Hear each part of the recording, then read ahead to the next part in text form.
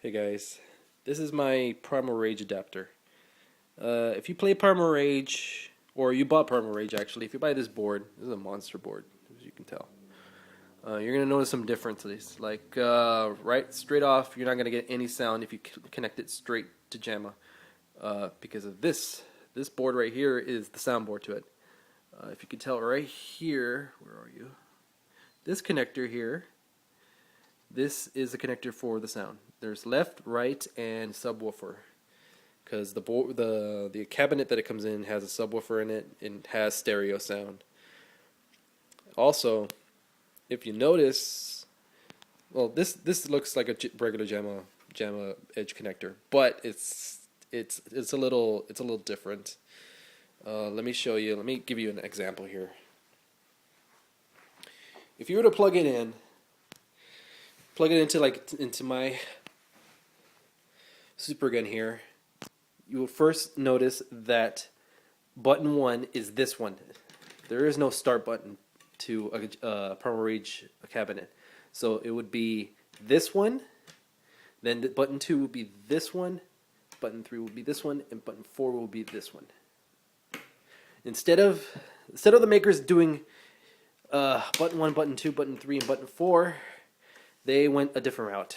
They totally rigged it up weird, and when you're playing it, you have to hit this button to do one attack, this one and this one. I did not enjoy playing it that way, so I thought I would make an adapter to this. What I did was, I took the start button, or with the way it's rigged up, I rigged it up, oh man, I should go back. How I rigged it up is, I have 2 of my attacks here, and 2 of my attacks here. That's a regular Primal Rage, what do we call it? Diagram, not a diagram. It's the way it's set up. It's set up that way. It's supposed to be set up that way. This one, and 2 down here. I could do it like this, but I thought this would be better. It's in the middle of everything. You're not going to have that many problems. And let me show you what I did. To do that, you have to buy something like this. This is a Jamma adapter from jammaboards.com, as you can tell. But you have to take every wire and solder one side and solder the other side. That's what I did here. There's some glue here, but don't mind that. As you can tell, it's ground. And then it's the 5 volts, the 12 volts, and the -5. See, it's just straight through. All of these are straight through, except for these over here. Start button goes to button 2. Button 1 goes to, see, button 1 goes to button 3. So after that, how I have it is the rest of the buttons go to my CPS2 kick harness. Very simple, not that hard. It's really not that difficult. The only thing difficult that I could tell you what it was, which is not really, but the hardest part was the sound. What I did was, I rigged it up to where it's gonna go. Let me show you here. This is my CPS, my old. Well, that's not mine, but my friend gave me this. It's a CPS1 kick harness for the old CPS1 games, but it also fits in that port right there. So how it is here are the 2 wires, which are basically not going anywhere, and then there's a space. And then it's the rest of the buttons, because if you can tell on this one, there is a space there. If you can tell, let me show you. Let me see if I can get a good reading there. There we go.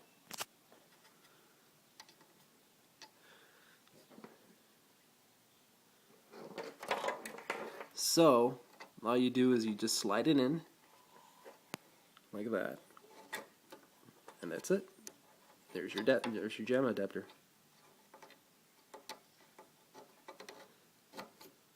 Very simple. Then it routes the 2 stereo and the left and right channels to this cord here, which then is being converted to mono sound, which is used to this. This is a stereo to mono adapter. It doesn't really chop off the right side. What it does, it sends both signals to one channel. So that's pretty cool. So you slide it in here. Let me see if I can do it one-handed here. Come on. There we go. And after that, it goes to this mono side, which is routed to the super gun mono side. Boom, it goes right out, and it hits the speaker that's in there. Very simple, and that's how it's gonna be. Let me got this here. This goes here.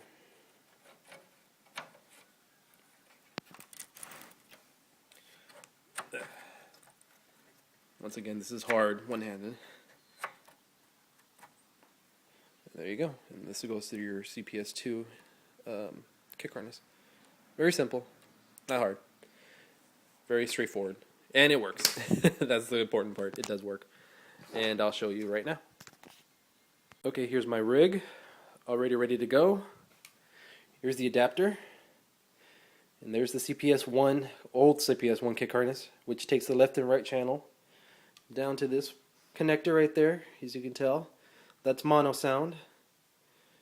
Sends it off to this, and sends it off to this one speaker here. Let's see here, the kick harness, CPS2 kick harness, routing those wires to these two buttons here, and the other two from that Jamma adapter are routing the start and the button 1 to these two. So it's just these 4 buttons. Just these 4. So let's turn it on and see how it works. So you can tell there's sound coming out. I can't really show you left and right channel because for some reason on the test menu it doesn't show me left and right channel. But this is both left and right channel, I could tell right off. So let's put some coins in. And hit button 1. There's button 1. There we go. Hit that one.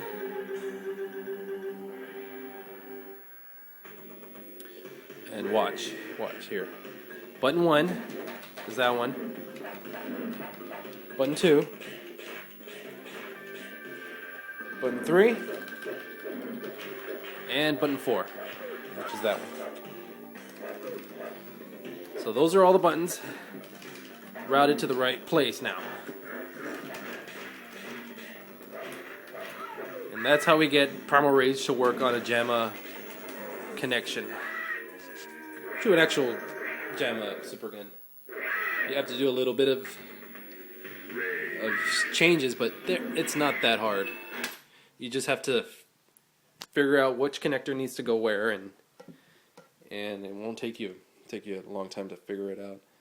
Luckily, I didn't have to make anything more complicated than this, and this is as simple, I think, as is going to get. But there you go. Until next time, guys. Later.